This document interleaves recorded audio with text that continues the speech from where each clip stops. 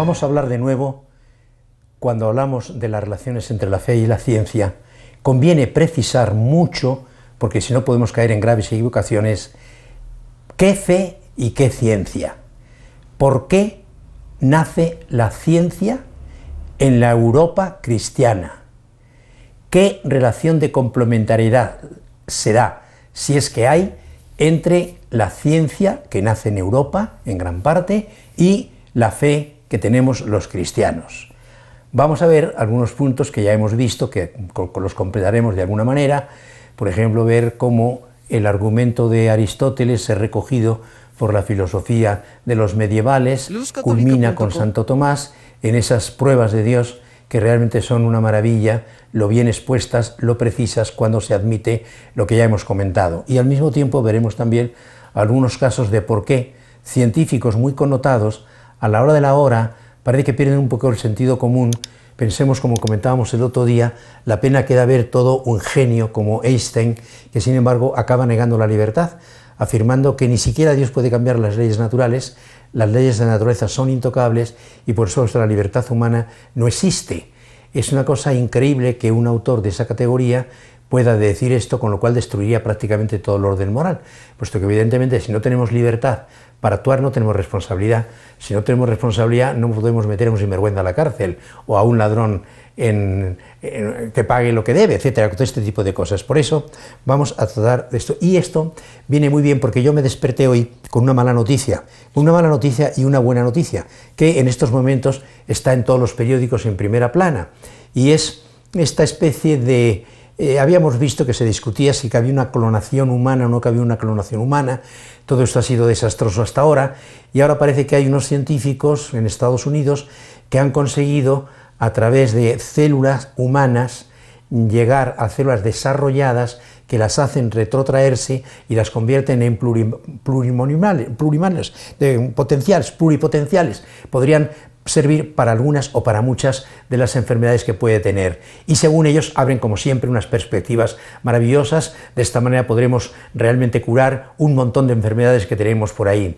Lo que pasa es que una vez más uno se pregunta de qué ciencia se trata, porque la ciencia es una actividad humana, y como toda actividad humana tiene también los límites de toda actividad humana.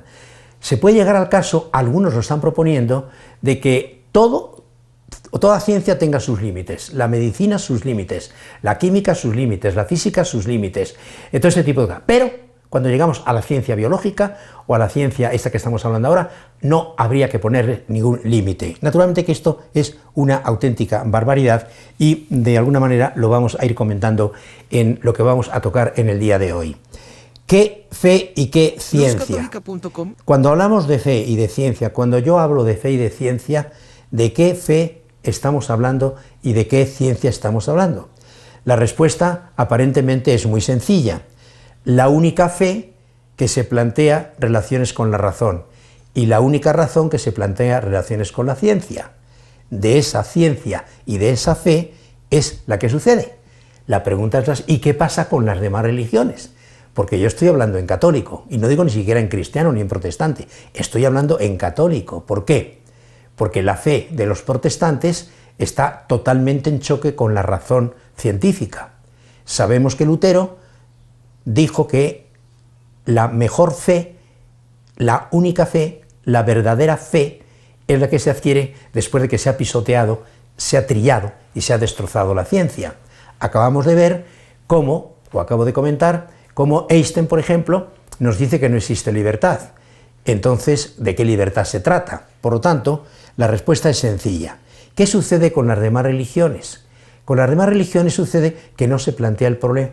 Entre los indios no hay problemas de fe y ciencia, sencillamente porque no tienen en consideración la razón como la tenemos nosotros, ni la ciencia como la tenemos nosotros.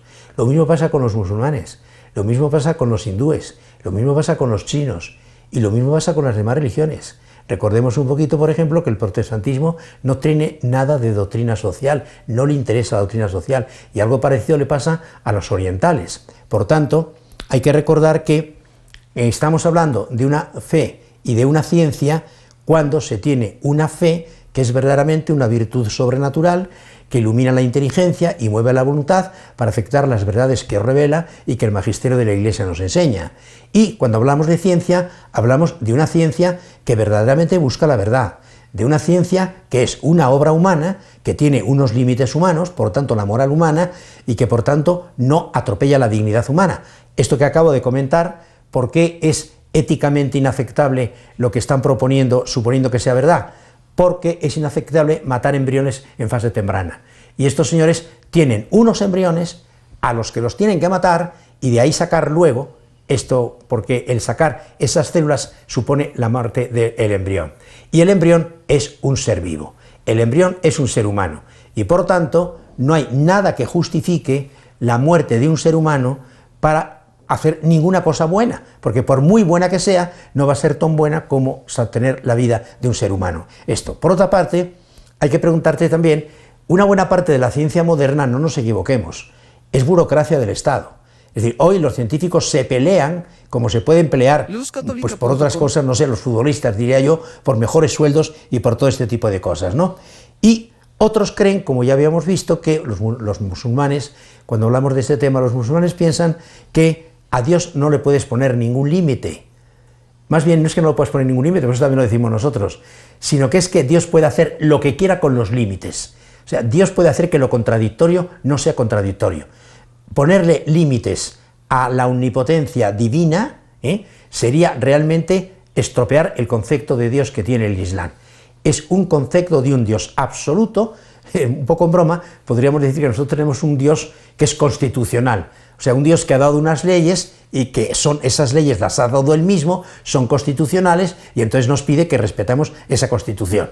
Para los musulmanes, nada. Dios es un ser despótico, es un ser absoluto y intentar ponerle el menor límite o ponerle la menor limitación o hacerle cualquier reproche es absolutamente impensable que un musulmán haga eso y lo piense. Esto hay que tenerlo en cuenta.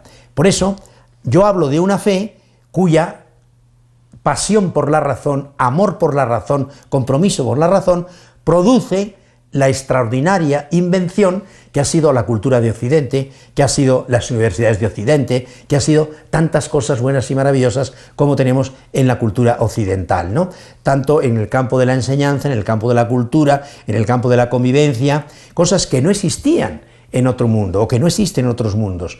Hablamos de una fe con una potencia creadora capaz de generar artísticos como monumentos artísticos como el gótico, como el romano, cantos maravillosos como el canto polifónico, la música de cámara, un Bach, un Beethoven, todos estos, unas escrituras tan maravillosas como las de Dante, las de Shakespeare, las de Cervantes, la de San Juan de la Cruz, la de Sor Juana de la Cruz, un Chesterton modernamente, un Dostoyevsky modernos. Esos no han surgido en cualquier lugar. No han surgido en Indonesia, han surgido en la cultura occidental y eso tiene una razón de ser y la razón de ser es muy clara, la fe cristiana como es lo que voy a hacer, intentar poner de manifiesto ahora.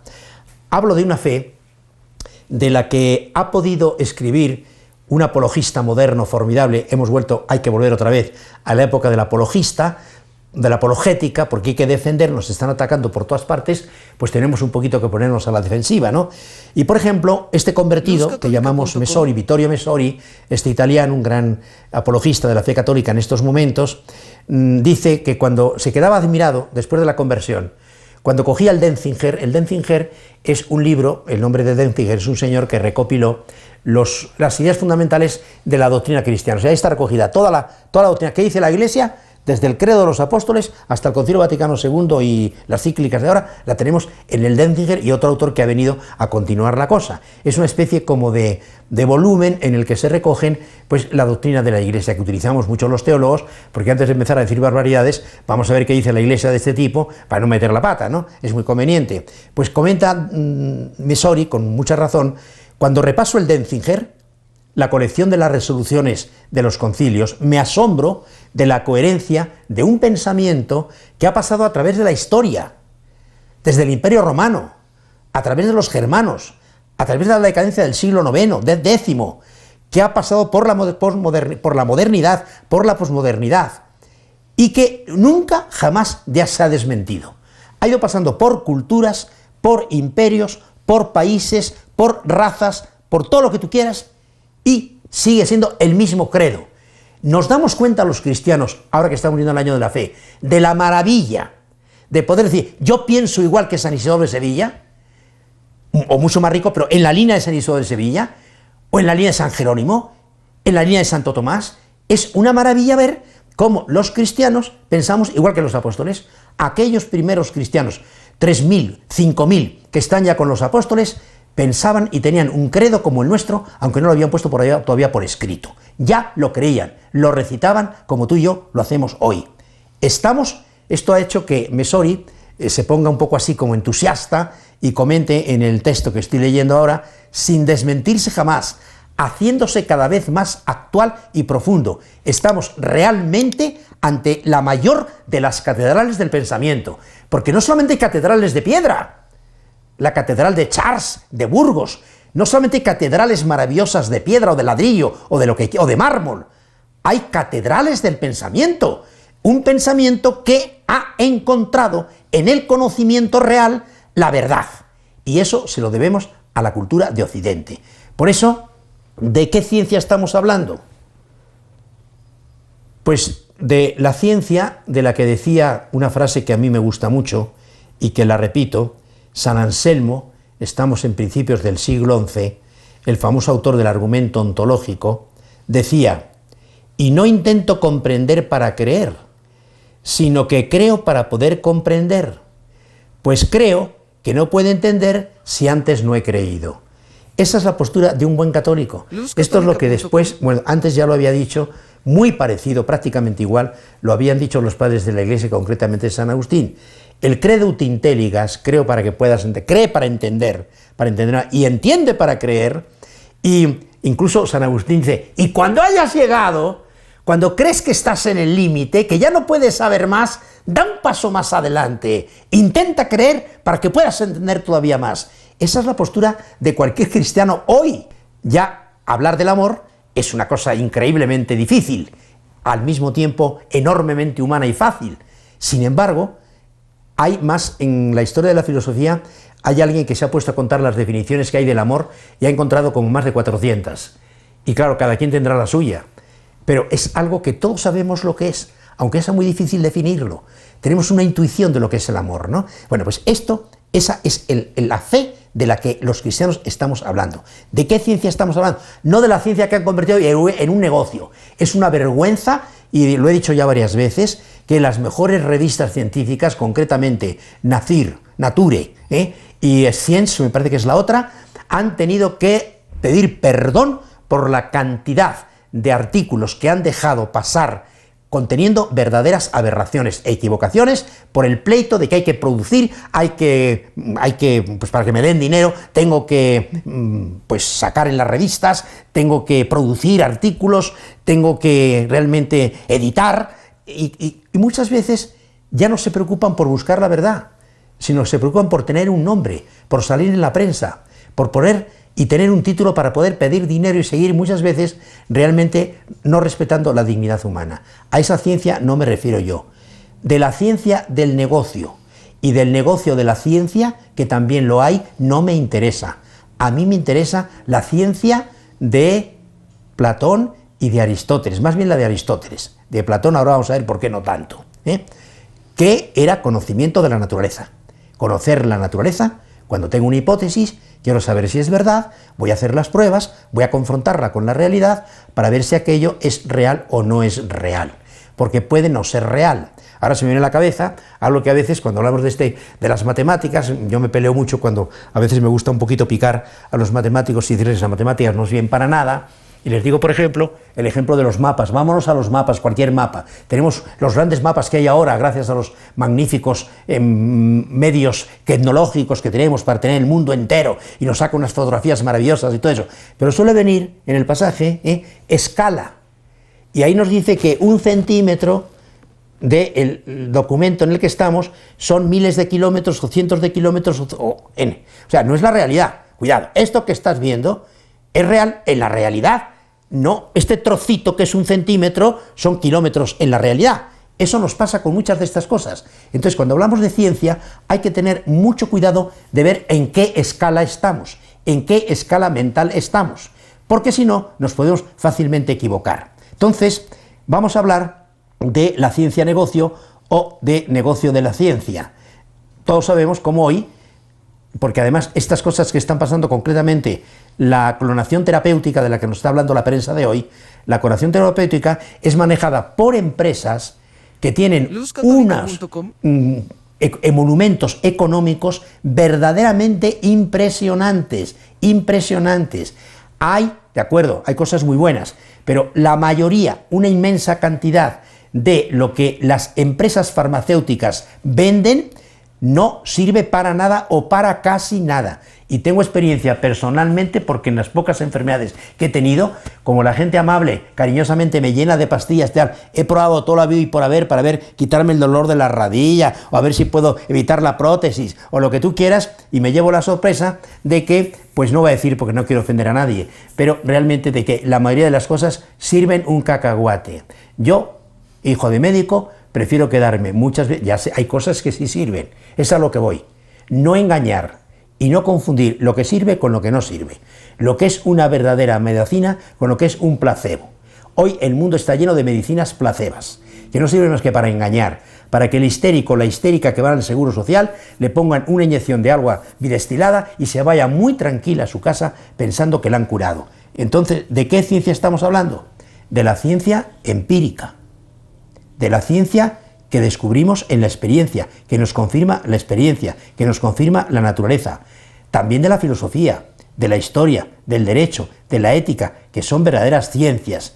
En cualquier caso, hablo de la ciencia que puede alcanzar verdades, no solo opiniones o no solo conjeturas, que es como muchas veces la ciencia hoy nos la presentan.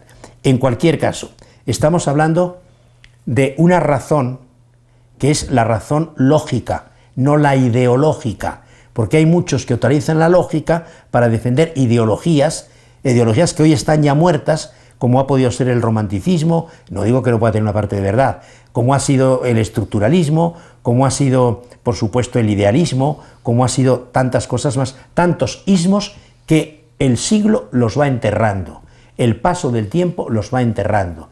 No hay, y lo hemos recomendado muchas veces, no hay, como decía un famoso pensador, la historia de la ciencia es un cementerio de hipótesis, de cosas que se dieron por verdaderas, que se dieron por solución de los problemas del mundo y que no han solucionado nada y muchas veces han creado auténticas catástrofes humanas. Pensemos en el marxismo, pensemos en Hitler y en muchas otras cosas que andan por ahí, ¿no? Por lo tanto, hay que tener cuidado. Los científicos hacen lo que pueden, como los no científicos, como tú y como yo. Darwin, por ejemplo, fue un científico que podemos considerar serio. Yo, por lo menos, lo que he podido leer de su vida, me parece un hombre que no quiso engañar a nadie. Un hombre serio, riguroso, ponderado. ¿Y qué han hecho los que han venido después? Pues realmente han hecho unas verdaderas tonterías. Entonces, no podemos admitir lo que ahora, con motivo de la clonación terapéutica, ha salido una niña por ahí que no quiero saber cómo se llama, pero que sale en el nombre, con el nombre de Anna Veiga, con B chica, que dice que la ciencia investiga sin limitaciones morales. Sí, claro, pues ahí tenemos Auschwitz, ahí tenemos el jabón en que convertían los alemanes a los judíos, todo nos parece muy maravilloso, muy científico, por supuesto, todo era muy científico, por supuesto. La cantidad hay, vamos a meternos ahora un poquito con España, un señor que maneja, es uno de los directores, habrán ustedes hablar de Atapuerca, es uno de los yacimientos más importantes, el más importante de cierto medio, entre los 100.000 años antes de Jesucristo, europeo. Ahí ahora tenemos ya un museo maravilloso, y bueno, este es totalmente ateo. Los hay también católicos, de hecho el que empezó era un jesuita, católico, por supuesto, el padre Aguirre, me parece recordar. Bueno, pero ahora este, que es uno de los directivos, se dedica a escribir artículos y a decir unas tonterías como la siguiente, por ejemplo, el descubrimiento más asombroso, fíjense bien, el descubrimiento más asombroso de la humanidad, ¿saben ustedes cuál es? Y sin esta revelación no se puede entender nada del ser humano, la evolución. O sea que lo más que han hecho, lo más genial que ha hecho la humanidad en los millones de años que tiene, no es el gótico, no es la poesía de Dante, no es la escritura de Shakespeare, no son las novelas de Cervantes, no son las catedrales, no, es la evolución, cuando todavía no sabemos explicar la evolución. Por lo visto, para este señor, Shakespeare, Dante, Cervantes, San Agustín, Platón, Séneca, Cicerón, Quevedo, Sócrates, Confucio, Leonardo da Vinci, Tomás Moro, eran los pobres idiotas que no saben lo que han hecho. Han llegado al mundo sin saber lo que es la evolución, pobrecitos. Me parece que el que está un poquito atrasado o que es un poquito tonto, yo diría que es este señor Arzuaga. Vamos a dejarle de lado. Entonces, mi propósito el día de hoy es un poquito explicar por qué nace la ciencia en la Europa cristiana. Responder a esta pregunta es algo así como preguntarnos al mismo tiempo por qué la ciencia no nace en Grecia.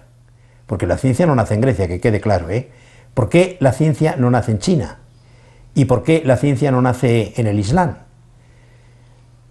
En la historia de la humanidad de la ciencia hay tres momentos científicos muy importantes, hay muchos, pero hay tres momentos que se suelen llamar como revolucionarios, ¿no? Que revolucionan un poco la manera de pensar. Por ejemplo, la primera revolución lógica es la revolución copernicana, la revolución de Copérnico. La segunda es la mendeliana, por la genética, y la tercera es el Big Bang, en origen del universo, por Lemaitre. ¿Se han dado cuenta de que los tres son católicos? ¿Y dos sacerdotes? Y digo dos porque no puedo decir tres, aunque amigos míos, muy del Opus Dei incluso, y amigos míos meten la pata siempre que hablan de Copérnico, porque no se les ha ocurrido leer su biografía. Copérnico nunca fue sacerdote ordenado. Copérnico fue un buen canónigo, que le hizo canónigo su tío, a quien servía, que era un obispo que al mismo tiempo era príncipe alemán, entonces era clérigo, que en aquella época los llamaban de misa seca, ayudaban a los obispos en la administración del país, en la administración de la región que dominaban y todo esto, pero no eran tonsurados, les hacían el agujerito aquí en la cabecita para demostrar que ya eran tonsurados, tenían que rezar el breviario, la lectura de las horas, pero no eran ordenados in sacris, ni podían confesar, ni podían consagrar, ni podían decir misa, por eso los llamaban de misa seca, se llamaba en aquella época. Como les digo, sorprendentemente, Copérnico, Mendel y Lemaitre son católicos, y dos de ellos sacerdotes católicos, un agustino y otro sacerdote diocesano. Aunque tal vez no debería, ¿y por qué nos sorprendemos? Es lo normal. Estamos un poquito tan acostumbrados, tan súper acostumbrados, estamos a que realmente sea las cosas, la madre cristiana, la que explica las maravillas, una buena parte de las que tenemos en el universo, no quiero decir que sean las únicas. Hay arquitectura muy buena musulmana, hay arquitectura muy buena hindú, por favor, entendámonos, ¿no?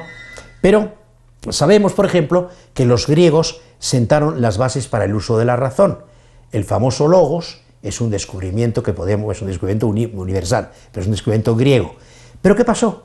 Que a la hora de utilizar la inteligencia no la sabían utilizar, no la utilizaron bien.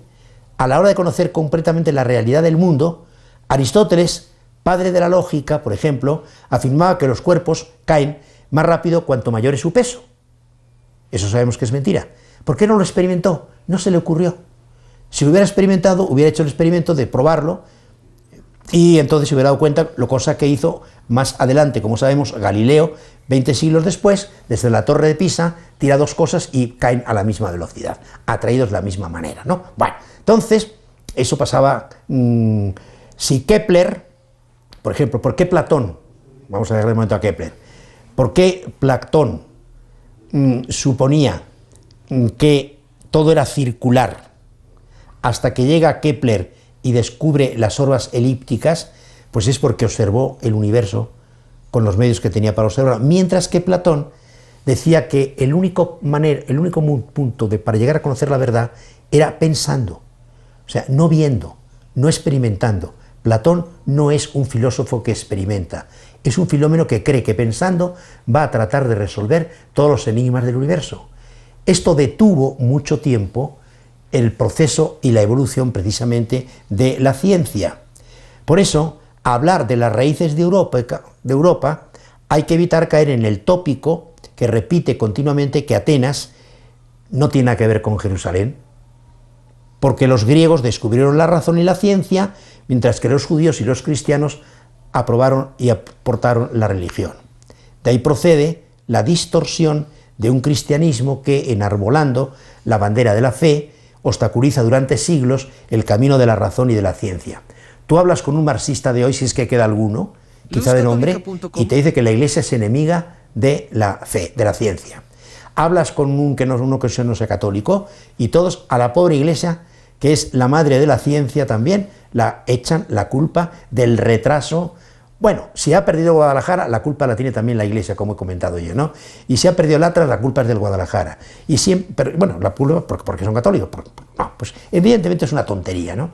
Pero qué pena que ha tenido que venir un inglés, Alfred North Whitehead, que me parece que también es premio Nobel, junto con Bertrand Russell, como buenos ingleses se mordieron después, pero pues era un medio filósofo, medio lógico, medio matemático, era un poquito de todo, hasta científico, ¿no? Bueno, pues este Alfred North Whitehead, que es un filósofo muy reconocido, que vive de 1861, segunda parte del siglo XIX, y muere en el 1947, tuvo una vida no corta, como vemos, que se peleó con Russell porque los dos ganaron el premio Nobel con los Principia Mathematica. Bueno, pues Alfred North Whitehead es el que ha dicho, estudiando y leyendo y viendo, he dicho, la ciencia no se la debemos a los griegos, la ciencia se lo debemos a los cristianos, y no es cristiano, no es católico. Su padre tenía un padre que era protestante, que era pastor anglicano, un tío que también era obispo anglicano, pero él era un poco apartadito, las mujeres eran piadosonas, la mujer con la que estuvo casado, y él fue acercándose poco a poco al catolicismo, sobre todo después de leer a Newman, y acabó alabando montones de cosas. Y como él, después de diciendo que la ciencia, de hecho, nace en Europa gracias a los aportes de los judeocristianos, eso se lo debemos a que Alfred Whitehead, y con él otros muchos, Stanley Jackie, Rodney Stark, Mariano Artigas, un pensador que no tendrá tiene mucha fama, pero como es del Opus Dei y ha muerto demasiado joven, ha escrito unos libros preciosos, sobre todo la cuestión de la ciencia y de la fe, pues el asunto va por ahí, ¿no? Entonces, y con él podemos pasar de un más o menos cristiano a un ateo, como es Nefjan, un historiador marxista que está especializado en la tecnología china, en la historia de la tecnología china y de los orientales, y ha llegado a la misma conclusión. China no fue capaz de saltar desde los tanteos tecnológicos de la ciencia porque allí no llegó a desarrollarse una razón que llevara a un Dios legislador que impone cierto orden en la naturaleza. Y si nos vamos con el Islam, como ya les he dicho, pues vamos a terminar porque ya me están sacando la tarjetita amarilla. Entonces termino con 3 líneas. En el Islam encontramos un Dios personal, un Dios legislador, pero falta la libertad de Dios, falta el apartarse de la creación, no confundir a Dios con la creación, falta el respeto a la autonomía de lo creado. Alá Todopoderoso se reserva todas las facultades, puede hacer lo que le dé la gana, irrumpir cuando le plazca en su propia creación. La idea de unas leyes naturales que el propio Alá se obliga a respetar le parece al sabio musulmán una limitación blasfema de la omnipotencia divina.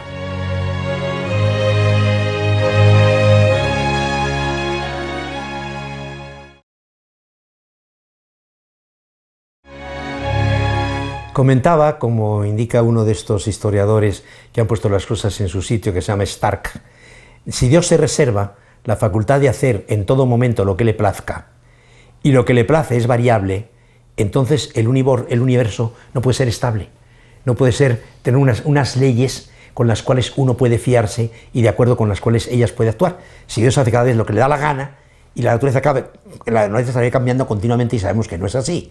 La naturaleza tiene sus reglas, y se explica un poquito con esas reglas, ¿no? Entonces, ¿para qué molestarse en buscar uniformidades y regularidades si todo está sometido al designio inescrutable de impredecible, por lo tanto, oscilante, por lo tanto, de un Alá que no hay quien lo conozca, ¿no? Para los cristianos, la diferencia es radical. Dios respeta sus propias leyes. Al mismo tiempo, su absoluta libertad creadora, la creación es absolutamente libre, Dios crea porque quiere, implica un universo que no necesita ceñirse a ningún modelo particular, regido por unas leyes que no pueden ser deducidas a priori. Por tanto, será la experiencia elemento esencial del método científico, también para mí y para todos los cristianos y para todos los que son científicos de verdad, unas leyes que son predecibles, cognoscibles, a través precisamente de esa experiencia con la que cuenta el método científico. Y eso nos permite conocer la naturaleza del universo y a través de la naturaleza del universo poder llegar, como sabemos, a Dios. Esta idea de la necesidad de la ciencia no aparece con Newton, la ciencia no aparece con Copérnico, la ciencia, un poco en el sentido de ciencia experimental, donde se deciden a probar, es medieval y concretamente aparece en el siglo XIII y de nuevo aparece con un franciscano que aparece en todos los libros de historia de la filosofía, Rogerio Bacon, como lo llamamos. Este señor dice con toda sencillez: nada puede conocerse con certeza, nada puede conocerse con certidumbre sin alguna experimentación. Yo digo que el agua quita la sed, voy a probar si el agua quita la sed, y el agua fría sí quita la sed, el agua normal también, si es agua caliente me quema la garganta. O sea, voy a llegar a una experiencia y lo voy a saber, ¿no? Eso está claro.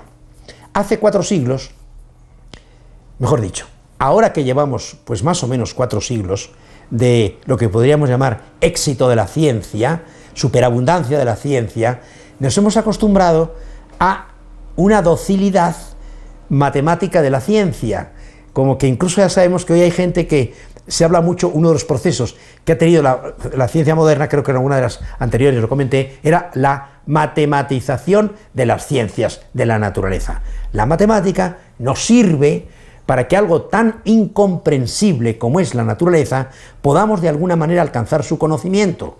Bueno, pues Einstein tiene una frase muy bonita en la que manifiesta cómo para él es incomprensible ver cómo coinciden las dos cosas. Cómo la naturaleza está de acuerdo con lo que pienso, con lo que mi cabeza va descubriendo, como que la inteligencia me va diciendo, cómo coincide lo que mi inteligencia va descubriendo en la naturaleza y va a descubrir unas leyes que son las naturales. Entonces se pregunta, y eso es lo que le preocupa a él, ¿cómo es posible que la matemática, un producto del pensamiento humano, independiente de la experiencia, se ajuste de modo tan perfecto a los objetos de la realidad física? Recuerden que también alguna vez lo hemos comentado, que para Einstein decía que el milagro que más le asombra es la comprensibilidad del mundo. ¿Por qué el mundo es comprensible? O sea, ¿por qué razón yo puedo comprender lo que es el mundo y lo que puede pasar en el mundo? Y dice Einstein, lo vuelvo a citar: yo considero la comprensibilidad del mundo como un milagro, y no creía en los milagros, como un milagro o un eterno misterio, porque a priori no dependiendo de la experiencia, debería esperarse un universo caótico que no pudiera en absoluto ser comprendido por el pensamiento. Ahí está el punto débil, dice Einstein, de todos los positivistas y de los ateos profesionales. Algo que nunca podrán decir los ateos, nunca podrán explicarlos. ¿Cómo se puede armonizar la realidad espiritual con la realidad material? ¿Por qué la materia puede ser explicada y conocida por el espíritu y el espíritu puede penetrar en la materia y descubrir leyes que efectivamente se aplican en ambos campos? Entonces, esto es una maravilla. Sabemos que la ciencia presupone la inteligibilidad del mundo, pero no lo explica. Mientras el ateo lo arregla todo diciendo todo es azar y necesidad, recordemos al famoso Menoz, cómo termina trágicamente, o más que trágicamente, dramáticamente, diciendo no hay ninguna esperanza, no hay nada, no hay ninguna explicación en este mundo, todo es azar y todo es necesidad. Pues yo diría que nosotros los católicos hemos tenido mucha suerte porque el cristianismo cree que el mundo ha sido creado por un ser que es inteligente y que nos ha hecho partícipes de su inteligencia. Y por eso cabe esperar un cosmos más o menos razonable o más o menos racional. Cuando me hace mucha gracia lo que decía el gran Alfonso Sabio, el padre de San Fernando, o es al revés, ya no me acuerdo si es Fernando. Fernando es el que es el padre de Alfonso X el Sabio. Pues recuerdo que hablando de la naturaleza era muy piadoso. Fernando fue muy guerrero, el hijo le salió muy piadoso, qué bueno. Las cánticas de Santa María, el mes de mayo, lo tenemos ya en nada menos que en Alfonso X el Sabio. Y él decía, cuando leía las explicaciones de Ptolomeo del mundo, de esferas y otras esferas, y para conseguir otras esferas y más esferas, tal, ya está todo un mundo esfera, era una locura aquello, hasta que llegó Copérnico y dijo, déjense de las esferitas, no vamos a explicar nada. Pues claro, con un gran sentido común, decía en broma, claro, pero muy piadosamente, Dios mío, si me hubieras pedido consejo, hubiéramos hecho un mundo un poquito más sencillo, un poquito más simple, un poquito más... Bueno, pues esto que es una broma, pero que es una realidad, porque lo dijo, pues en el fondo es eso. La Biblia, ¿qué nos dice? Que todo está registrado, dice que Dios ha regulado las cosas con medida, número y peso, lo dice la Biblia. Y lo sabemos por matemáticas, y lo sabemos por física, también es una realidad, ¿no? Los primeros científicos se atrevieron a hacer ciencia porque creían en la capacidad de la razón que Dios les había dado, y creían en la capacidad de la razón porque creían en un Dios razonable, en el Dios de la Biblia. Por eso solían decir que en realidad Dios había escrito 2 libros. Hay unas frases preciosas de San Agustín. Ha escrito 2 libros, la Biblia y la naturaleza. Uno con palabras reveladas, otro con el lenguaje de las matemáticas de la geometría. Uno para que lo comprendan los que saben leer y otro para que lo puedan entender los que no saben leer. Bueno, pues esta es una realidad, ¿no? Hace poco, no hace tanto por lo menos, se ha investigado las creencias religiosas de los 50 científicos más citados en las enciclopedias o historias de la ciencia durante el siglo y medio que va de Copérnico a Newton. De los 50, solo 2 parecen haber sido escépticos. 16 son lo que llamaríamos cristianos normales. Y solamente, bueno, no tan solo, 32 fueron cristianos comprometidos y de ellos 15 eclesiásticos. Con que todos esos que atacan a los curas la negritud de la ciencia hablan sin saber cómo de costumbre. Ya sabemos que la ignorancia es muy atrevida. Por eso hay que tener un poquito de cuidado, ¿no? Con mucha frecuencia he comentado, o suelo comentar, y lo hago, casi todos los años lo hago, en algún momento en que cuando sale el tema de Galileo, salga o no salga, entonces suelo preguntar a mis alumnos, oye, ¿qué os parece que al pobre de Galileo le asesinaron en la hoguera, condenado por la Inquisición medieval, por sostener que la Tierra era redonda? A casi todos nos parece una atrocidad. Qué metedura de gorda de la Iglesia o de la Inquisición. Pues fíjate que Galileo, primero, no vivió en la Edad Media, porque suelo decir, ¿qué os parece que la Inquisición medieval quemara y torturara a Galileo? Y cuando ya tengo a todos calladitos, entonces les digo, en primer lugar, Galileo no es de la Edad Media, por lo tanto no fue la Inquisición medieval la que lo condenó. Y en segundo lugar, no lo atormentaron ni lo quemaron. Murió en su casa a los 76 años, ya de viejo, nada más que de viejo, y de las consecuencias de los 76 años, nada más. No murió en la hoguera ni tuvo ningún problema con la redondez de la Tierra, no la conoció, para empezar. Entonces, todo esto pues hace ver cómo cuando nos ponemos en ese plan, pues lo que sucede es que no sabemos, hablamos de cosas que no sabemos y muchas veces podemos inquietar la mente sana de personas que por falta de formación y sin su culpa podrían llegar pues a perder la confianza en la Iglesia o a perder la confianza en los curas o a perder la confianza en la ciencia cristiana. Por lo tanto, es muy importante llegar a un estadio de complementariedad. Yo en clase les digo a mis muchachos, A ver, ¿cómo se relaciona la ciencia con la fe? ¿Cómo deben funcionar las verdades científicas? Unión sin confusión, distinción sin separación, concordia y colaboración. Así es como las verdades de la ciencia tienen que encontrarse con las verdades de la razón, de la fe, perdón, y las de la fe con las de la razón. Dice Darwin al final, ya saben ustedes que hubo varias ediciones del origen de las especies. Bueno, pues al terminar la edición definitiva del origen de las especies, vemos que como Darwin no era ateo, no solamente no era ateo, sino que pensaba que no tenía nada que decir. Dice textualmente, Darwin, los últimos 4 renglones de la última edición están también en castellano, en Del origen de las especies. Hay grandeza en esta concepción de que la vida,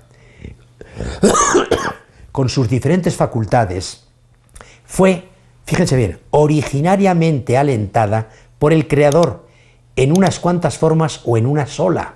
Es decir, admite que el Creador ha intervenido en poner en marcha una o varias formas.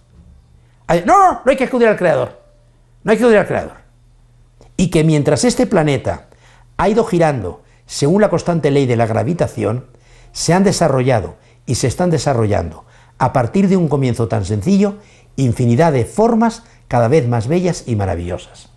Por eso decía Darwin que no veía por qué tenía que haber conflicto, por qué sus libros podían poner en conflicto. Ernest Junger dice, hablando de este tema, que hay complementariedad. La teoría de Darwin no plantea ningún problema teológico.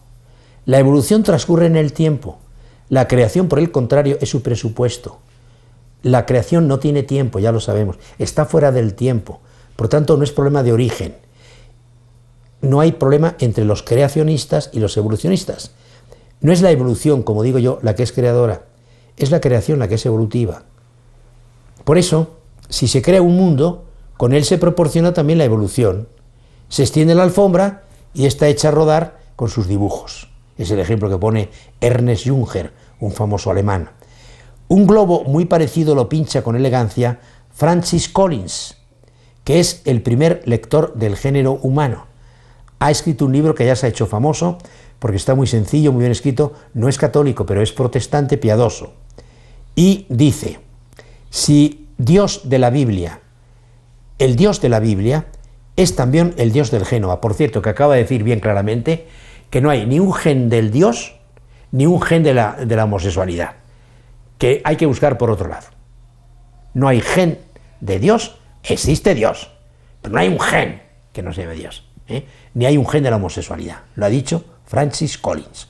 El Dios de la Biblia es también el Dios del Génova. Se le puede adorar en la catedral o en el laboratorio, porque su creación es majestuosa, sobrecogedora, complejísima, bellísima, y no puede estar en guerra consigo mismo. Solo nosotros, humanos imperfectos, podemos iniciar tales batallas y solo nosotros podemos terminarlas. Por eso decía Einstein, ¿cómo empezó el universo? Porque todo lo que viene después es matemática. La respuesta nuestra es la creación. El argumento cosmológico, pues es una verdadera maravilla. Es decir, no voy a meter aquí ahora con Santo Tomás, simplemente recordar una cosa muy importante. El Salmo 18 dice que el cielo, los cielos, Celi enarran gloriam Dei. El cielo, los cielos proclaman la gloria de Dios y el firmamento pregona la obra de sus manos. San Pablo escribe a los romanos y les dice que desde la creación del mundo, lo invisible de Dios, su eterno poder y su divinidad son conocidos mediante las criaturas. En esos textos la Biblia admite la existencia de Dios y nos habla de que es un conocimiento natural, cierto y fácilmente asequible. Se trata de una argumentación que es tan sólida que todo lo sencillo, como le he dicho, como dice la Biblia, luego Santo Tomás organiza 5 argumentos maravillosos. También, sin llegar a la formulación tomista, en San Agustín, ya lo hemos comentado, se encuentra una explicación muy natural de todo esto. Dice San Agustín, Pregunta a la hermosura de la tierra, del mar, del aire dilatado y difuso. Pregunta a la magnificencia del cielo, al ritmo acelerado de los astros, al sol, dueño fulgurante del día, y a la luna, señora esplendente y temperante de la noche. Pregunta a los animales que se mueven en el agua, a los que moran en la tierra y a los que vuelan en el aire. Pregunta a los espíritus que no ves y a los cuerpos cuya evidencia te entra por los ojos. Pregunta al mundo visible, que necesita ser gobernado, y al invisible, que es quien gobierna. Pregúntales a todos y todos te responderán: míranos, somos hermosos. Su hermosura es una confesión. ¿Quién hizo, en efecto, estas hermosuras imperfectas, sino el que es la hermosura perfecta? Es uno de esos pasajes formidables, razonables, maravillosos, alcanzable a todas las mentalidades, de San Agustín. Es libro para ti la Sagrada Escritura, para que la sigas, y es libro para ti el orbe de la tierra, para que lo veas. Este célebre texto de San Agustín podría llevar a pensar equivocadamente que la argumentación sobre Dios pues es propia de santos, muy lejos. Podríamos citar personas que sin ser pues muy piadosas, llegan a lo mismo contemplando la naturaleza. Por ejemplo, tengo aquí la cita de un hombre, era un marqués del norte en España, que era un enamorado de su región, unas montañas preciosas de su Asturias, porque era asturiano. Y dice: enamorado del Parque Nacional, de la montaña de Covadonga, en él desearía vivir, morir y reposar eternamente. Pero esto último en Ordiales, en el reino encantado de los rebecos y las águilas, allí donde conocí la felicidad de los cielos y de la tierra, allí donde pasé horas de admiración en sueño y transporte inolvidables, allí donde adoré a Dios en sus obras como a supremo artífice, allí donde la naturaleza se me apareció verdaderamente como un templo, es donde la he encontrado. Es decir, por eso a Dios lo encontramos abriendo los ojos. Abriendo los ojos. También nos equivocaríamos si atribuyéramos la fuerza de la argumentación a, pues no sé, la belleza literaria. De hecho, a ese supremo artífice se han referido casi todos los grandes científicos, desde Copérnico, desde Newton, hasta los actuales. Por tanto, cito a Einstein otra vez: no soy ateo y no creo que me pueda llamar panteísta. Todo el que se implica seriamente en la investigación científica termina convencido de que las leyes de la naturaleza manifiestan la existencia de un espíritu enormemente superior al del hombre. La convicción profundamente emocionada de la presencia de un poder razonador superior que se revela en el universo incomprensible constituye mi idea de Dios. Desgraciadamente, Einstein no llegó a un concepto personal de Dios, pero nos vamos dando cuenta de cómo grandes ateos están llegando. Comentaba el otro día, en la última gran apuesta, de Anthony Flew, el filósofo de Oxford, con la argumentación atea, que dicen que era de las más sólidas del siglo XX, pues abandonó el ateísmo después de medio siglo, tras estudiar la información codificada del ADN y la precisión de las leyes físicas que hacen posible el universo.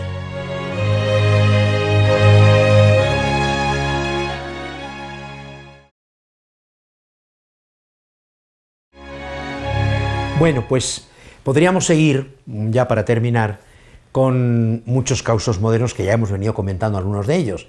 Podríamos comentar el caso de Stephen Hawking, como en otros momentos, por ejemplo, pues sí habla, por ejemplo, dice, porque dice cosas lo contrario, se contradice. Por ejemplo, dado que existe una ley como la gravedad, el universo pudo crearse a sí mismo, de la nada, y de hecho lo hizo.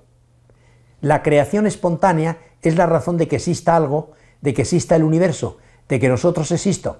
Por eso no es necesario invocar a Dios. Pero luego dice, la ciencia nunca responderá a todas nuestras preguntas, pero si algún día lo hiciera, siempre quedaría por responder la cuestión fundamental. ¿Por qué el universo se ha tomado la molestia de existir? O sea, ¿existe por su propia cuenta? Bueno, no es razonable. No hay razón en el universo. Entonces, ¿qué razón lo ha hecho existir? ¿Por qué a existir? ¿Así por casualidad? Es una pregunta demasiado tonta. Creo que es mucho mejor, y aunque venga de un autor mucho más viejo, un autor que podemos leer todavía con muchísima fruto, que me refiero a La fe y la ciencia en Pascal.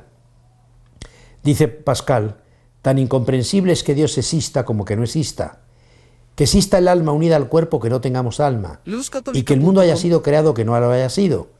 Pero lo que es incomprensible no deja por ello de ser. Por lo tanto, el último paso de la razón consiste en reconocer que hay infinidad de cosas que la sobrepasan. Es débil si no alcanza a entender esto. La fe dice lo que los sentidos nos dicen, pero no lo contrario de lo que ellos ven. Está por encima, pero no en contra. Lo que los hombres, por medio de sus mayores lumbreras, hubieran podido decir, lo podemos conocer por la razón hasta cierto punto.